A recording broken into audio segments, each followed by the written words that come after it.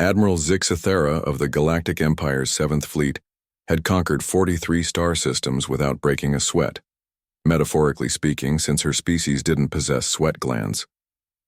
The crystalline formations on her exoskeleton shimmered with confidence as she gazed at the tactical display, showing the approaching human vessels. Pathetic, she clicked through her translator, her mandibles twitching with amusement. 3 ships? The humans send 3 ships to face the might of 200 Imperial warships? Her tactical officer, a slug-like Malarian named Grex, oozed closer to the display. Admiral, our intelligence suggests these are representative of human military capability.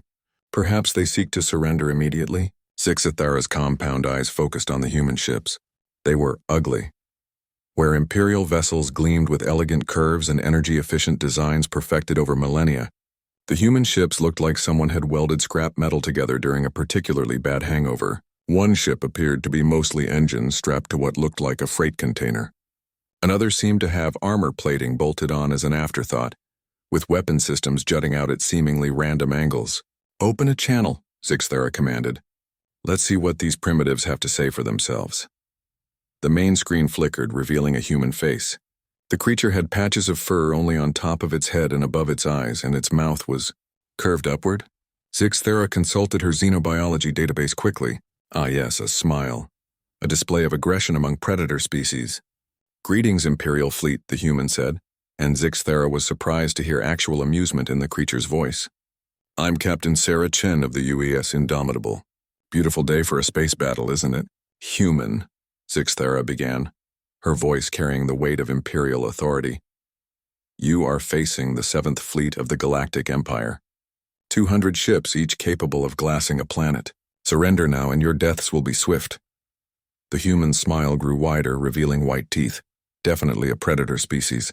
"Oh, we're not surrendering. We're here to negotiate." "Negotiate?" Zixathera's exoskeleton rattled with what passed for laughter among her kind. "You have 3 ships. We have 200. What possible negotiation could—" "Well," Captain Chen interrupted, "we were hoping you'd surrender to us. Save everyone some time." The bridge fell silent.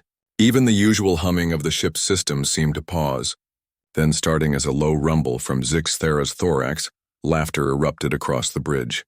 The translation systems struggled to convert the various sounds of amusement from dozens of species into human-comprehensible audio. "Surrender?" Zixathera gasped between laughs. "To 3 ships?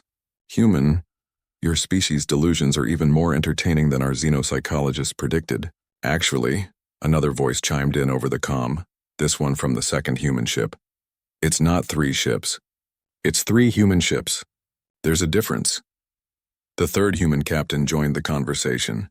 "Yeah, Chuck's right. See, the thing about human ships is that we don't really design them like everyone else does." Zixathera wiped moisture from her compound eyes. "Oh, please enlighten us. How are your crude vessels different from proper warships?" "Well," Captain Chen said thoughtfully, "most species design ships to be efficient. Energy efficient, space efficient, resource efficient. Very logical." "Naturally," Zixathera agreed. "Efficiency is the cornerstone of civilization." "Right, but see, humans don't really do efficient," the 2nd captain, Chuck, continued. "We do excessive in my ship here." "The overkill?" "She's got 17 different weapon systems because we couldn't decide which one was best, so we just installed all of them." The 3rd captain laughed. "That's nothing. The unnecessary violence here has armor that's 3 times thicker than regulations require because our engineers got bored and wanted to see if the structural supports could handle it." Captain Chen's grin became positively predatory. "And my baby, the Indomitable, well, let's just say that when human engineers can't decide between making something bigger or making it faster, we usually find a way to do both." Zixathera felt the first stirrings of unease. "Impossible. The energy requirements alone would—" "Oh, we solved that problem too," Chen interrupted cheerfully. "We just built bigger reactors. A lot bigger. Like our probably shouldn't put this many fusion cores in one ship bigger." The Imperial Sensors operator, a nervous flitterwing named Bizzt, suddenly chittered in alarm. "Admiral, I'm reading massive energy signatures from the human ships. Power levels they're off the charts." "How far off the charts?" Zixathera demanded. "The charts don't go that high, Admiral. On the view screen, the 3 human ships were beginning to change. Weapon ports that had been nearly invisible suddenly blazed with energy. The ships themselves started to glow as their oversized reactors fed power to systems that defied every principle of practical engineering. You see? Captain Chen continued conversationally as her ship transformed into what could only be described as a weapon with engines attached. Other species design ships to do a job efficiently. Humans design ships to do a job, and then we ask ourselves, but what if we need to do that job really, really hard? The overkill sprouted weapon systems like a mechanical hedgehog, each one charging with lethal energy. The unnecessary violence's armor plating shifted and rearranged itself, revealing that the armor was actually the outer shell of an even more heavily armed vessel. So here's our negotiation, Chuck called out cheerfully. You can surrender now, or we can show you exactly why human military doctrine is summarized as if it's worth doing. It's worth overdoing.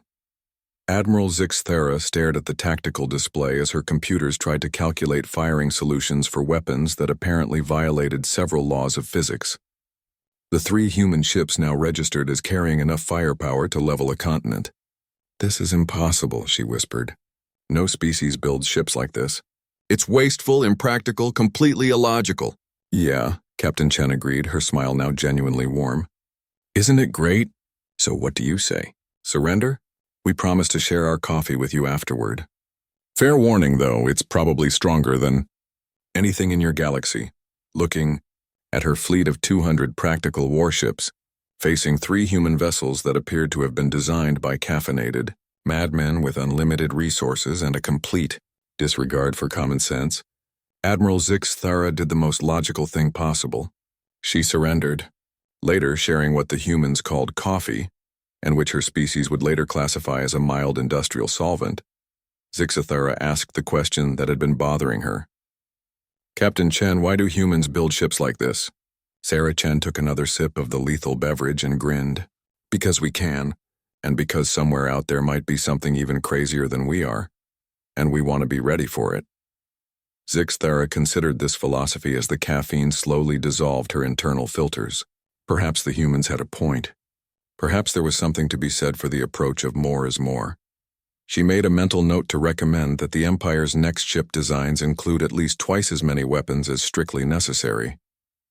Just to be safe.